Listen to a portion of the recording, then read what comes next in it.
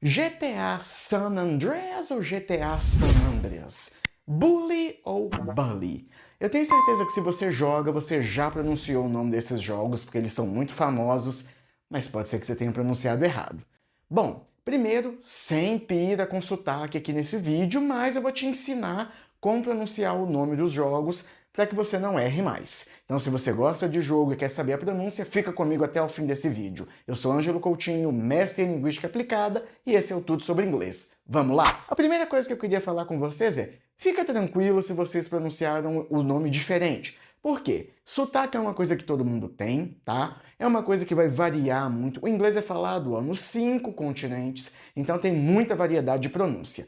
Fica tranquilo se a sua pronúncia não está exatamente igual à minha. E lembra, nós estamos no Brasil. A gente vai aportuguesar muita coisa e vai fazer com que muitas das coisas que a gente pronuncia como o nome desses jogos, na hora que vem para cá e se torna um produto famoso e comum, a gente vai falar igual a gente falando em português mesmo. Então, fica tranquilo com relação ao seu sotaque, mas vamos aprender a falar certo?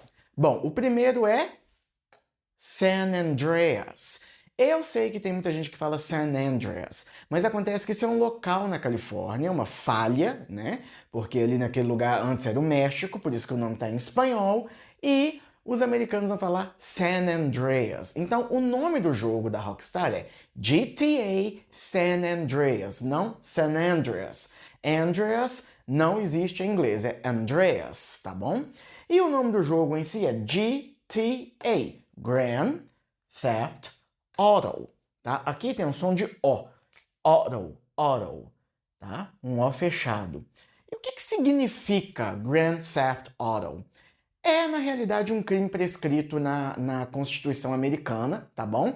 Que é o roubo de automóveis. Tanto é que no próprio jogo, se vocês ouvirem o rádio da polícia, eles vão falar We have a Grand Theft Auto, ou seja, a gente teve um roubo de veículo, tá bom? Então, lembre-se que esse título aqui, ele não é traduzível para o português como outros títulos que a gente vai ver. Então, isso é um crime. E você pode falar GTA ou GTA na hora que você está falando rápido. Esse dá muito problema. Isso é bully. Esse U aqui no inglês, eu vou escrever até com um acento para mostrar que ele é um U forte. Bully. Não é bully, não é bully, nem bully, igual eu vejo algumas pessoas pronunciando. É bully, um U forte. Então, pode falar bully. Bully em inglês é um valentão, uma pessoa desagradável, porém você pode usar isso para mais contextos do que o que a gente usa aqui no Brasil quando a gente fala de um bully. Não é só um valentão, aquele cara que enche o saco. Pode ser, por exemplo, um marido que é desagradável com a esposa, que bate na esposa, que inferioriza a esposa. Na língua inglesa, uma mulher que estiver falando de um cara desses vai categorizar ele como um bully. Entendeu? Um chefe que a gente chamaria de tóxico, por exemplo, ele pode ser categorizado como um bully. Então, bully em inglês, ele sai do contexto de escola e ele é usado para todo mundo que é desagradável. Esse também dá muito problema. Assassin's Creed. Assassin's Creed, tá? O que é Assassin's Creed? Significa o credo dos assassinos. Credo no sentido religioso mesmo, tá bom? Assassin não é uma palavra muito comum no inglês. A sílaba tônica tá aqui, ó. Assassin, tá? Por que ela não é uma palavra muito comum em inglês? Porque ela vem do latim. Tá vendo que parece com o português, assassino? No inglês falado, eles preferem usar a palavra murderer. Ou então, killer. Para assassino, tá bom? Você tem o verbo to murder e o verbo to kill. Assassin, que dá origem ao verbo assassinate, assassinar, por ter origem latina, não é comum no inglês. Isso é uma dica que eu já posso ir te dando. Quando você vê uma palavra em inglês que parece muito com português, dificilmente essa palavra vai ser usada no dia a dia. Então, palavra de origem latina, tipo assassin, não vai ser a preferência na fala. A preferência na fala vai ser killer ou murder. Vamos para mais palavras? Call of Duty. Duty, com som de U. É o mesmo U do bully. Duty. Ou seja, o chamado do dever. A duty é uma tarefa, um dever. Então, o chamado do dever, the call of duty. com U. Não fale dirty. Duty é a pronúncia americana.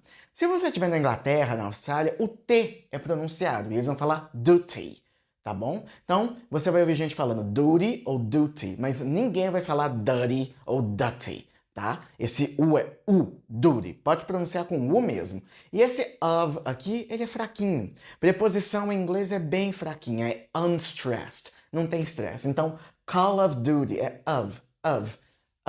Call of Duty. Esse também dá muito problema por causa de good e God. Isso é God of War, tá bom? God, Deus. God of War, beleza? Então, Deus da guerra, God of War. Bom é good. Esse U de good em inglês nós não temos no português. Na linguística, a gente representa ele assim, porque ele é um U super relaxado, é good, que é diferente de God, tá bom? Então, God, good, é e o outro é God, tá? Então, God of War, esse of aqui tem a mesma pronúncia desse aqui, God of War, tá? Fraquinho, God of War, beleza? E aqui é war, que é guerra. E esse O aqui tem som de, esse A tem som de O mesmo, war. Saints Row. Row, em inglês, é fileira, tá?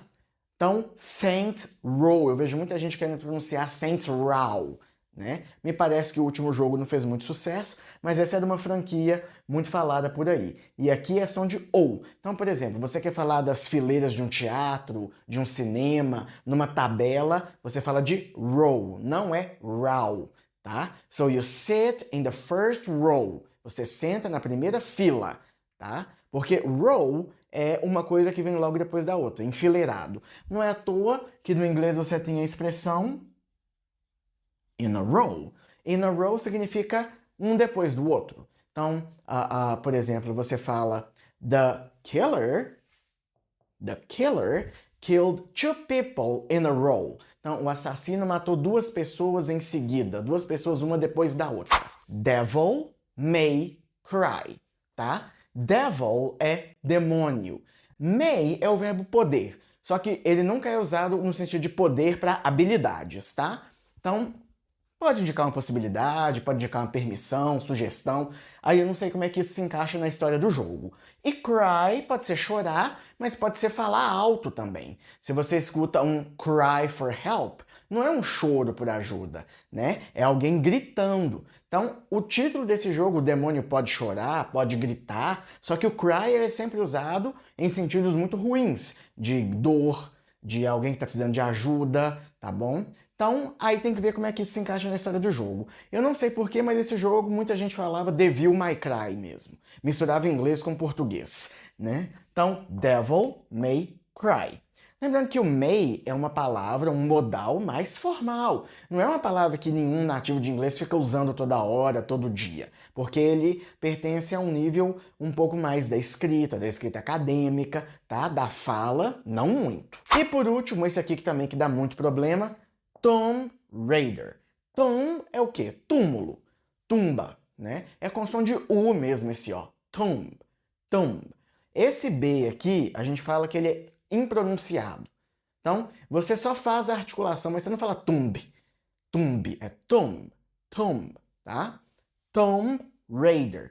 O que é um raider? To raid, em inglês, significa saquear. Então, quando você coloca esse ER aqui, igual você tem aqui, igual você tem aqui, ele passa a significar alguém ou alguma coisa que performa essa ação. Raid, saquear. Raider é o saqueador. Então, a Tomb Raider é a saqueadora de tumbas. Bom, galera, esse foi o vídeo de hoje. Eu sou Ângelo Coutinho, mestre em Linguística Aplicada, e esse foi tudo sobre inglês. Um abraço, até a próxima e valeu!